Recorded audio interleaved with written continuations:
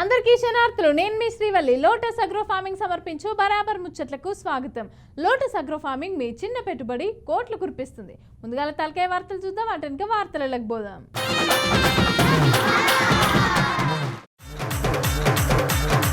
Number ప్లేట్లు, licence లేని బండ్లు, నిఘా పెట్టిన పోలీస్ కన్లు, పార్టీ మారిన ఎమ్మెల్యేలు కోర్టుకు పోయిర్రు లీడర్లు, కొంటలేరట పత్తి, అట్లయితే రైతులకేది గతి, సార్ జాబ్ షబాష్, ఆడి వేసే చేతలు బద్మాష్, చంద్రబాబును చంద్రముఖి అన్న జగన్ అన్న 2.0 అంటే గిదేనా అన్న. ఇగో నేను చెప్పేది జర పాయలాంగినుండ్రి. బండ్లకు నంబర్ ప్లేట్లు, ఆర్సీ లైసెన్స్ లేకపోయినా వేరే రాష్ట్రం బండ్లున్నా ఉంటే జర ఇవన్నీ మంచిగా వేయించుకోర్రి. అట్నే మీ ఫోన్లకు తెలియని నంబర్ల నుంచి మెసేజ్లు ఫోన్లు వచ్చినా కూడా ఇక వెంటనే పోలీసులకు ఫోన్ చేయర్రి, లేకపోతే మనమే నష్టపోతాం అంటారు. గీసార్లు గా ముచ్చట పురాగా అరుచుకోవాలి కదా, అరుచుకుందాం పాన్రి.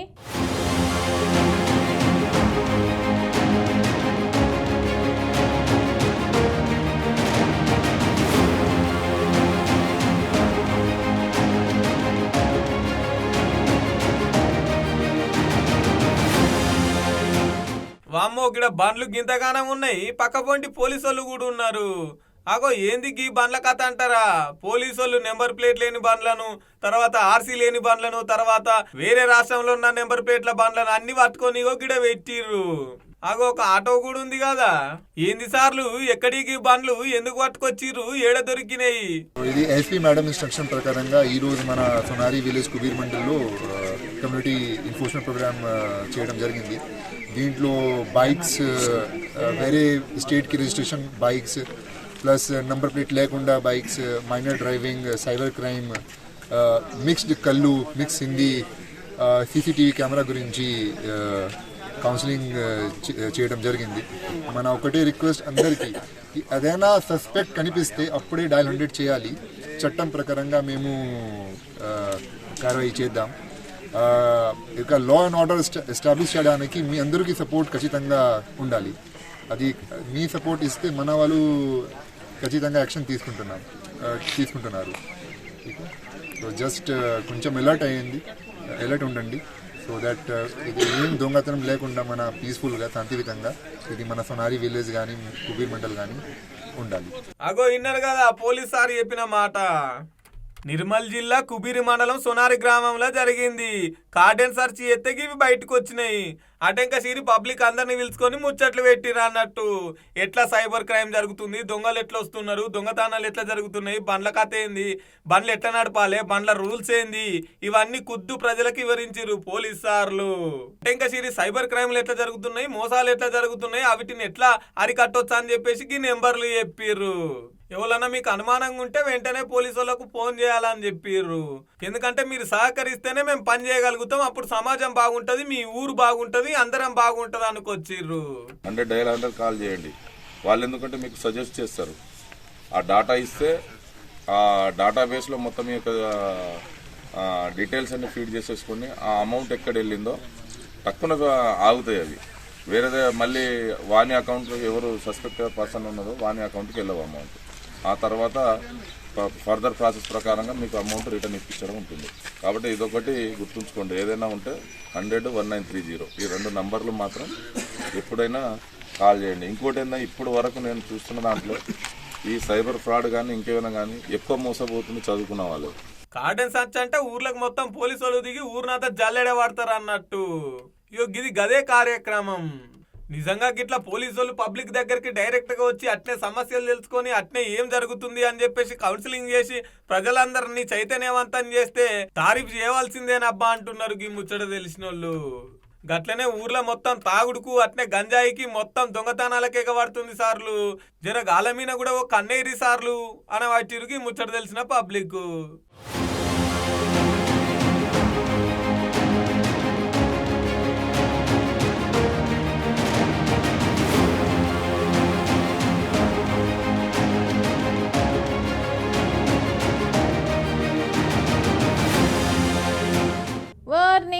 ఏంద్రా అయ్యా లాంగ్ జంప్ హై జంప్ లెక్క ఇక రాజకీయ జంప్ అని పెడితే సరిపోతుంది కదా. రాజకీయ జంప్ ఏందని అని అనుకుంటారా, ఈ శ్రీవల్లి ఏమేమో చెప్తాంది అని అనుకుంటారా. అవు కొంతమంది గోడ మీద పిల్లి లెక్క అటు ఇటు దుంకి ఇక ఇప్పుడు ఎటు కాకుండా అవుతున్నారు అన్నట్టు. అగో గసొంటి జంపింగ్ స్టార్ల గురించే మనం మాట్లాడుకునేది. చూడు రూపారి.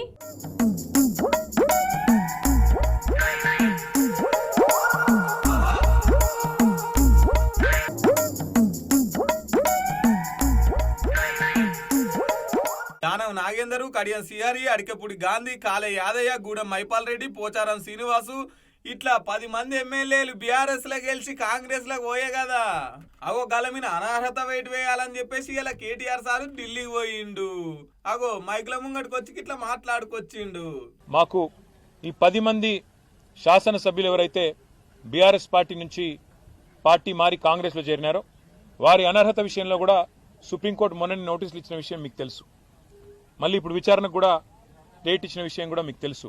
ఆ విషయంలో కూడా ఇప్పుడు మా పార్టీ యొక్క నాయకుల బృందం మా న్యాయవాదులను కూడా కలుస్తున్నాము. కలిసి దీన్ని ఇంకా స్పీడప్ చేయడానికి ఏం మార్గాలు ఉన్నాయి, ఏ రకంగా ఈ పార్టీ మారిన వారి మీద వేటు పడాలి, ఉప ఎన్నికలు రావాలని ప్రజలు కోరుకుంటున్నారు, ఆ విషయంలో కూడా తప్పకుండా పార్టీ పరంగా కూడా ఫాలో అప్ చేస్తాము. అగో విన్నారు కదా, ఈ పార్టీ మారిన 10 మంది ఎమ్మెల్యే పైన ఎట్లా అనర్హత వేయాలని చెప్పేసి సుప్రీంకోర్టు ఇచ్చిన నోటీసుల మీద ఇలా లాయర్లను కలుస్తుండట. ఇంకా తొందరగా ఎట్లా చేయాలి, ఇలా మీద ఎట్లా అనర్హత వేటు వేయాలి, ఎట్లా ఉప ఎన్నికలు తేవాలని చెప్పేసి మొన్న ఈ పార్టీ మారిన వాళ్ళంతా ఓ హోటల్లో కూర్చొని గుసగుసలు పెట్టిన సంగతి బాగానే వైరల్ అయ్యింది.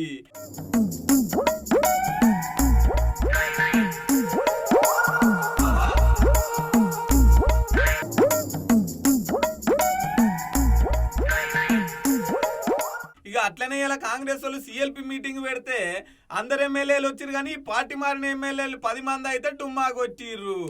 అర్రర్రర్రే బాగానే కష్టం వచ్చిందిగా ఈ ఎమ్మెల్యేలకు. కాంగ్రెస్ లకు మీటింగులకు పోలేక, బీఆర్ఎస్ లో ఉన్నామని చెప్పుకోలేక మామూలు కోసం పడతలేరు పోర్రి 10 మంది ఎమ్మెల్యేలు అయితే. అవుగాని కేటీఆర్ సార్ గతంలో మీ సర్కారు 10 ఏళ్ళు ఉన్నప్పుడు మీ పార్టీ అధికారంలో ఉన్నప్పుడు గంప గుత్త పెట్టుకున్నట్టే కొంటిది కదా ఎమ్మెల్యేలను. కాంగ్రెస్ ను మొత్తం కాల్ చేపియాలని సూత్రిగా సారు గప్పుడు గుర్తుకు రాలేదా మరి ఈ అనర్హత వేటు ఉంటదని చెప్పేసి. అగో మందికైతేనేమో ఒకటి మీకైతేనేమో ఒకట అనబట్టిరు పబ్లిక్ అయితే.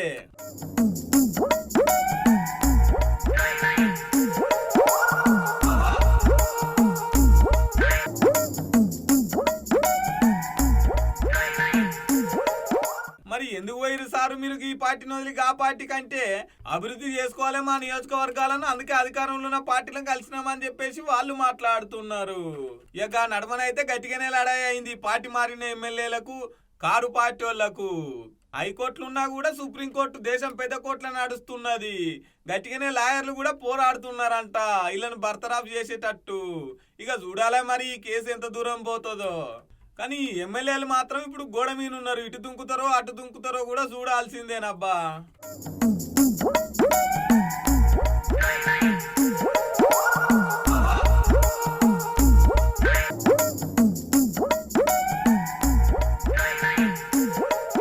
ఇక మన రాష్ట్రంలో రైతుల ధర్నాల గురించి అయితే చెప్పని అవసరమే లేదబ్బా. అన్నలకు ఏడమైనా కష్టమే. ఇక ప్రభుత్వ అధికారులు పట్టించుకుంటారా అంటే అస్సలు పట్టించుకోరు. పట్టించుకుంటే ధర్నాలు ఎందుకు చేస్తారు ఎప్పుర్రి? సగం జీవితం ధర్నాలకే గడిచిపోయేటట్టున్నది. అగో గీడ కూడా పంట కొనాలని రైతులు ఏం చేస్తారో ఎరికేనా? చూడు రూపారి.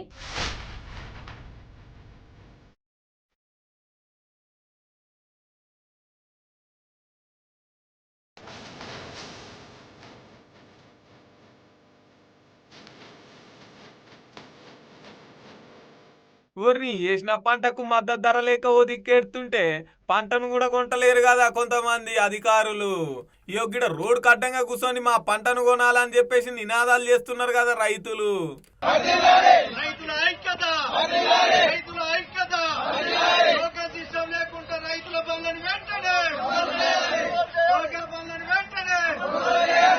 ట్రాఫిక్ కూడా బాగానే జామ్ అయింది, అయినా కూడా ఇంటలేరు.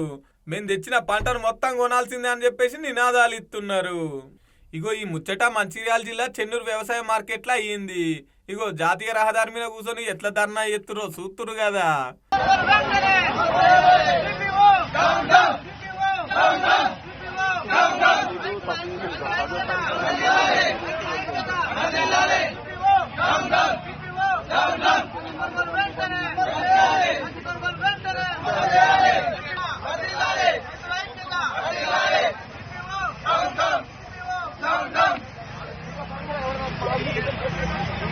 టోకెన్ సిస్టమ్ పెట్టి కొంతమంది కొంటుర్రట. అట్లా కాకుండా ఇంత ముందుకు ఎట్లా కొన్నారో అట్నే కొనాలని చెప్పేసి మనోళ్ళ మాట. దగ్గర 200 లారీల పత్తి తీసుకొస్తే అలా 40 కొంటామంటున్నారట. మరి మిగతా పత్తి అంతా ఎడేసుకోవాలి, ఏం చేసుకోవాలి? పత్తికి 100 రూపాయలు రేటు తగ్గిస్తరి, మళ్ళా కూడా గిదేంది అని చెప్పేసి అంటున్నారు. మార్కెట్ కమిటీ ఆధ్వర్యంలో 5 జిన్నింగ్ మిల్లు నడుస్తున్నాయి. 10 రోజుల కొనుగోళ్లు నిలిపివేయడంతో రైతులు ఇబ్బంది పడతారు. రైతులు ఏంటంటే కొంటారన్న ఆశతోని దాదాపు ఒక 250 బండ్లు తీసుకొచ్చి మార్కెట్ల నుంచి సీరియల్ రోడ్కు పెట్టడం జరిగింది. కానీ సిపిఓ నేనేదో టోకెన్ సిస్టమ్ 40 కొంటా అంటాడు. కానీ మా రైతులు 40 ఒప్పుకోరు. మొత్తం బండ్లను ప్రతి జిన్నింగ్ మిల్లుకు పంపాలని మేము ఇక్కడ రోడ్డు మీద ధర్నా చేయడం జరుగుతుంది. కానీ ఈ సిపిఓ కానీ సెక్రటరీ కానీ కలెక్టర్ కానీ ఎవరన్నా వచ్చి రైతులకు న్యాయం చేయాలి. ఈ టోకెన్లలో కూడా కొందరు బ్రోకర్ గాళ్ళ ఈ బండ్లు ఉన్నాయి. కానీ ఆ బ్రోకర్ గాలు పోయినా మా రైతులకు న్యాయం జరగాలి. ఇంతకుముందు ఫస్ట్ తీసిన పత్తే మేము పోలే, ఇప్పటికే 100 రూపాయలు తగ్గించి రైతు చాలా నష్టపోతాడు. ఇంకా కొందరు రైతులు అది ఫస్ట్ ఇంకా తీయలే. ఎందుకంటే మార్చి ఎండింగ్ వరకు ఈ ఒక శని ఆదివారం తప్ప సీరియల్ పత్తి కొనాలని రైతుల తరఫున నేను డిమాండ్ చేస్తున్నా. కొంతమంది సిసిఐ అధికారులు కలిసి ప్రైవేట్ వ్యాపారులతో కుమ్మక్కయి వీళ్ళని ఇబ్బంది పెడుతున్నారట. ఎందుకంటే ఇక్కడ కొనకపోతే ప్రైవేట్ పోయి అమ్ముకోవాలి కదా, ఇక అడ్డికి పావుషేరు అమ్ముకోవాలన్నట్టు. అందుకే అట్లెట్లా అని చెప్పేసి ఇన్నే కొనాలని చెప్పేసి మనోళ్ళ మాట. చూసిన ఆరుల్లా పంట వేసిన కాంచి మొదలు అటు వానలు రాక, నకిలీ ఇత్తనాలు, కూలీలు దొరకక, పంటకు పెట్టుబడి పెట్టి పత్తి అంతా ఏరి మార్కెట్కి తీసుకొస్తే కనీసం పంటను కొనే దిక్కు కూడా లేకపోతే రైతులు ఎట్లా బతకాలి చెప్పురి? ఏం పాలన, ఏం ప్రభుత్వం?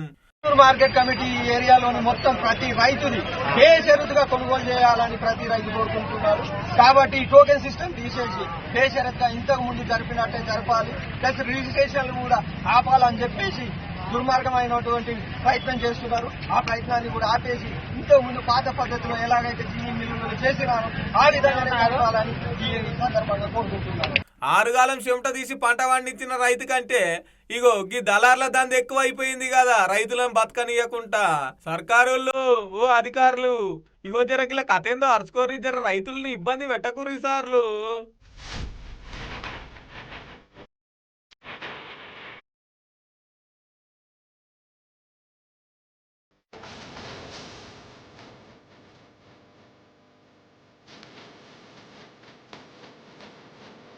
అరే ఏడమోపోయిర్రా నాయన, పేపర్లు గివే వార్తలు, టీవీలు పెడితే ఇవే వార్తలు. ఎంత మందిని అరెస్ట్ చేసి జైలు వేసినా కూడా ఈ బడివెగాళ్ళకైతే సిగ్గే వస్తలేదు. పోర్రి చదువు చెప్పుర్రా నాయన అంటే వీళ్ళు వేసాలు గివన్నట్టు. ఇక మొత్తం మీదనైతే ఈపు సాపు చేసిర్రు. కానీ ఇక బడివెగాన్ని చూపిస్తా పాండ్రో పారు మీకు కూడా.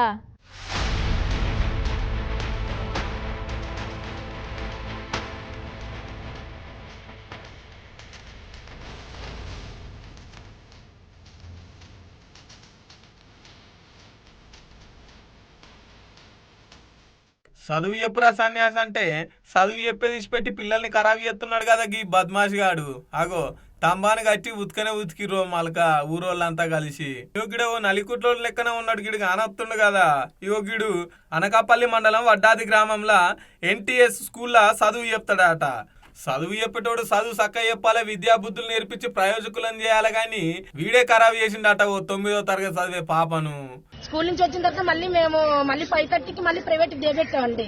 డే పెట్టిన తర్వాత 8 గంటలకు నాకు ఫోన్ వచ్చిందండి. 8 గంటలకు ఫోన్ వచ్చి అంటే ఆవిడ నేను వదిన అవుతాను, వదిన అన్నయ్య నువ్వు తొందరగా వచ్చేయండి అని అన్నదండి. ఎందుకమ్మా ఎందుకు వచ్చేయమంటున్నావు అన్నానండి. అంటేనేమో లేదు అర్జెంటుగా రమ్మన్నది అన్నది. అంటే మరి అర్జెంటుగా రమ్మన్నదంటే పాపకి ఏమైంది నువ్వు చెప్పు అనేసి నేను అన్నానండి. ఏం కాదు మీరు అర్జెంటుగా వచ్చేయండి అన్నదండి. అర్జెంటుగా వచ్చేయండి అంటే చెప్పు, నాకు కాళ్ళు ఆడలేదు చెప్పమ్మా అన్నాను. చెప్పమ్మంటే ఏమీ లేదు మీరు భయపడవలసిన పని లేదు, కడుపు నొప్పి వస్తుంది అన్నది. కడుపు నొప్పి అయితే నువ్వు అంత అర్జెంటుగా నన్ను అన్నయ్యని రమ్మని అనవమ్మ, నువ్వు ఏదన్నది చెప్పు అన్నానండి. అంటే నువ్వు అర్జెంటుగా రా అంటే ఇంకా మా బాబు నేను మా ఆయన తర్వాత ఇంకో మాయ అందరం కలిపి వచ్చామండి.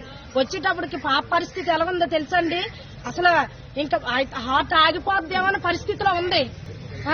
అలాగా జడిసిపోయి తర్వాత అలా కొంతసేపు కూర్చోబెట్టి ఆ మంచినీళ్ళు అయ్యి పట్టి అవన్నీ చేసి మేము 8:30-9 వరకు ఇక్కడే ఉన్నామండి. అప్పుడు తీసుకెళ్లామండి. ఇంటికి తీసుకెళ్లేసరే ఆ శివరింగ్ తగ్గలేదండి. ఆ పాపకి శివరింగ్ తగ్గలేదు. ఆ మార్నింగ్ కూడా అలాగ మౌనంగా ఉండిపోయిందండి. అసలు ఏం జరిగిందమ్మంటే ఇలా చెప్పిందండి. ఇక గింత పని చేసినవరా బాడ్కావా అని చెప్పేసి ఉత్కిరి పోరి స్తంభానికి కట్టేసి ఈ బద్మాషి గాడు ఇంకో దాన డ్యూటీ చేయకుండా ఏం శిక్ష చేస్తారో అని చెప్పేసి వాళ్ళ అవ్వ మైకుల ముంగట ఒక తీరు బాధపడతలేదు చూడుర్రి. మరి ఇప్పుడు ఈ పాప చిన్నప్పటి నుంచి వాళ్ళ దగ్గరే జాయిన్ చేశాను. మరి ఇది చిన్నపిల్లే కదా, మరి అలాంటి ఆడపిల్లలు బోల్డ్ మంది ఉన్నారు కదండి. మరి ఇప్పుడు ఈ పాపకి జరిగింది అన్యాయం. ఇంకా అలాంటి పిల్లలకి అసలు జరగకూడదు కదా. అందుకని ఎంత శిక్షిస్తారో అతనికి మాత్రం భవిష్యత్తు లేకుండా చెయ్యండి. భవిష్యత్తు ఉండకూడదు. ఆ 3 స్కూల్లోనే కాదు, అసలు మొత్తం అతనికి భవిష్యత్తు లేకుండా చెయ్యండి. అది మీరు ఇప్పుడు మీ అందరి ముందు చెప్తున్నాను. మీరు అది చేస్తే చాలా ఆడపిల్లలు బాగుపడినట్లు ఉంటది. ఎందుకంటే ఇప్పుడు అతని వయసుకి ఆ పిల్ల వయసుకి అసలు వ్యత్యాసమే లేదు. ఇక మొత్తం మీద అయితే ఈ బడివి గాని పోలీసు వాళ్ళకి అప్పగించిరు గాని చూసిన ఆరుల్లో ఆడపిల్లలకు ఏడ రక్షణ ఉంది చెప్పురి. చదువుకుందామని పోతే సారే గిట్లా చేయబట్టే గుడి బడి బస్టాండ్ ఏడికి పోయినా కూడా ఆడపిల్లల మీద గిసొంటి దాడులే జరగబట్టి ఆడపిల్లలకు రక్షణ ఏడుంది. ఆడపిల్లలు కూడా సాటి మనుషులే గారా నాయన. ఈ అమ్మాయి వయసేడా వాని వయసేడా వీని మదం పాడుగాను.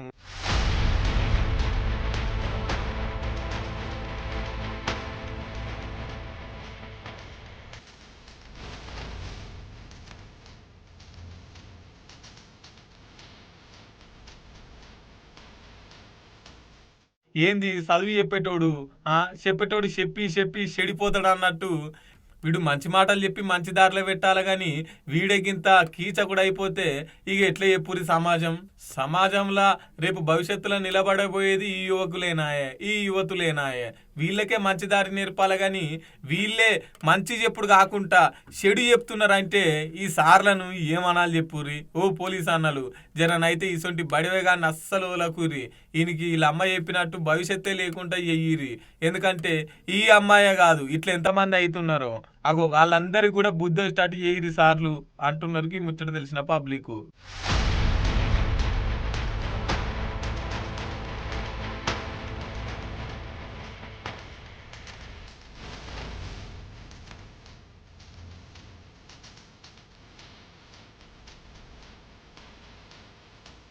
మీరు రోబో 2.0 సినిమా చూసిరు కదా, గట్లా రజనీకాంత్ సార్ వేసింది చూస్తే చప్పట్లు విజిల్లు. గట్నే మన జగన్ అన్న జగన్ 2.0 అని అంటున్నట్టు, అంటే డబుల్ స్మార్ట్ లెక్క రీలోడ్ వర్షన్ స్టార్ట్ చేసిండులా. అంటే జగన్ సారు ఏమన్నా సినిమా తీస్తుండు అని అనుకునేరు. కాదు రాజకీయమే చూడు రోపారి.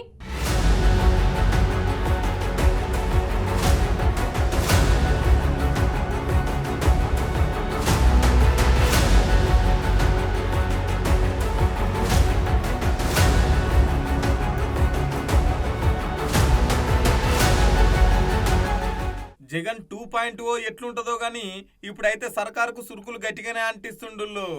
ముందుగాలకి వీడియో చూడు రోపారి. ఇక్కడ ఎంత వెటకారంగా ప్రజలతో జీవితాలతో ఆడుకుంటా ఉన్నాడు ఈ మనిషి. చీటింగ్లో PhD తీసుకున్న ఈ వ్యక్తి, ఆయన నటన అన్నది ఏ స్థాయిలో ఉంటుందనంటే తానిచ్చిన హామీలను తానే ఎగరగొడతాడు. ఎగరగొట్టి చాలా బాధగా ఉంది అంటాడు, ఆవేదనగా ఉందంటాడు, రాష్ట్రం క్లిష్ట పరిస్థితుల్లో ఉందంటాడు, భయం వేస్తుంది అని కూడా అంటాడు, రాష్ట్రం ధ్వంసం అయిపోయింది అని కూడా అంటాడు. ఇవన్నీ కాక అనేటప్పుడు ఆ చేతులు ఊపడము, మాట్లాడడము, దాన వీర శూర కర్ణ. ఎన్టీ రామారావు గారి సినిమా మీరు చూశారో లేదో కానీ ఆయనకు కాదు ఏదైనా అవార్డు ఏదైనా ఉంటే నటనలో అవార్డు ఇవ్వాల్సింది. చంద్రబాబు నాయుడు గారికి అవార్డు ఇస్తే ఇంకా బాగా పర్ఫెక్ట్గా సరిపోతుంది. ఆ స్థాయిలో నటించే కార్యక్రమం. నేను ఇవన్నీ చెప్పా ఎన్నికలప్పుడు, ఇలానే జరుగుతుంది అని చెప్పా. చంద్రబాబు నాయుడు గారిని నమ్మడం అంటే చంద్రముఖిని నిద్ర లేపడమే అని చెప్పా. చంద్రబాబు నాయుడిని నమ్మడం అంటే పులి నోట్లో తల పెట్టడమే అయ్యా అని మొత్తుకున్నా. చెప్పా నేను ఇవన్నీ. నేను చెప్పినప్పటికీ కూడా పొరపాటున ప్రజలు పొరపాటు పడ్డారు. ఈరోజు చంద్రబాబు నాయుడు గారి మోసాలను, చంద్రముఖిని మళ్ళీ నిద్రలేపి ప్రజలందరూ కూడా బాధపడే కార్యక్రమం జరుగుతూ ఉంది. అగో ఇన్నర్ కదా, చంద్రబాబు మోసం చేసుట్లా పిహెచ్డి చేసిండట చీటింగ్ లా. ఎన్టీఆర్ కూడా నటనకు పనికిరాడట. చంద్రబాబుకి ఏ అవార్డు ఇచ్చినా కూడా సరిపోదట. చంద్రబాబు నువ్వు నమ్మడం అంటే చంద్రముఖిని నిద్ర లేపినట్టేనట. పాపం సారు ఎన్నికల ముందే మోసపోతారు పబ్లిక్ అని చెప్పినా కూడా పబ్లిక్ అయితే అస్సలు ఇనలేదట. కానీ ఇప్పుడు నమ్మి ఓట్లేసి గెలిపించినందుకు ఇప్పుడు గోస పడుతున్నారు అనుకొచ్చిండు. ఇగో ఇంకో వీడియో చూడు రూపారి. చంద్రబాబు గారి నోట మాట ఏమిటి అనంటే బాబు ష్యూరిటీ, భవిష్యత్ గ్యారంటీ అని చెప్పి చంద్రబాబు నాయుడు గారి నోట వినిపించే ఒక కామన్ ఫ్రేజ్. 9 నెలల తర్వాత పరిస్థితి ఏమిటి అని అంటే బాబు ష్యూరిటీ, మోసం గ్యారంటీ. అగో అప్పుడు ఎన్నికల ముంగట అనే కదా బాబు షూరిటీ భవిష్యత్ గ్యారంటీ అని. అగో అది షూరిటీ కాదట, మోసం చేసుడు గ్యారంటీ అనుకొచ్చిండు. అగో సారు అసెంబ్లీలో కాకుండా ఇట్లా ప్రెస్ మీట్లు పెట్టి ప్రశ్నల మీద ప్రశ్నలు, సెటైర్ల మీద సెటైర్లు వేస్తున్నాడు సారు.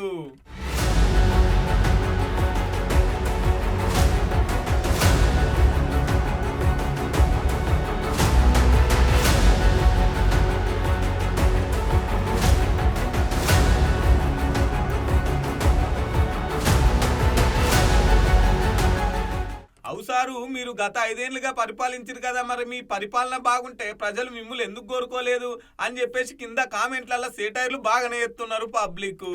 కూటమి ప్రభుత్వం ఏర్పడి 9 నెలలాయే. 9 నెలల ఏమేం జాబులు ఇచ్చిరు, ఏమేం పెట్టుబడులు తెచ్చిరు, మీ పరిపాలన ఎట్లుందో ఒకసారి చూసుకోరా అని చెప్తే అవుసారు మరి మీరు 5 ఏళ్ళు వెళ్ళినప్పుడు మీరేం చేసిరు అని చెప్పేసి కౌంటర్లు ఇస్తున్నారు ఆ పార్టీ కూటమోళ్ళు.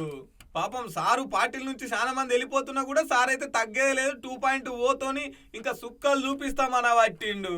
ఇక చూడాలి మరి జగన్ 2.0 ఎట్లుంటుందో, ఆయన రాజకీయం ముంగట ఎట్లుంటుందో, ఏం ప్రశ్నలు చేస్తాడో ఏం చేస్తాడో గానీ అట్నే అసెంబ్లీకి కూడా పోయి పబ్లిక్ గొంతు ఇనిపిరి సార్లు అనబట్టిరుగి ముచ్చట తెలిసిన పబ్లిక్.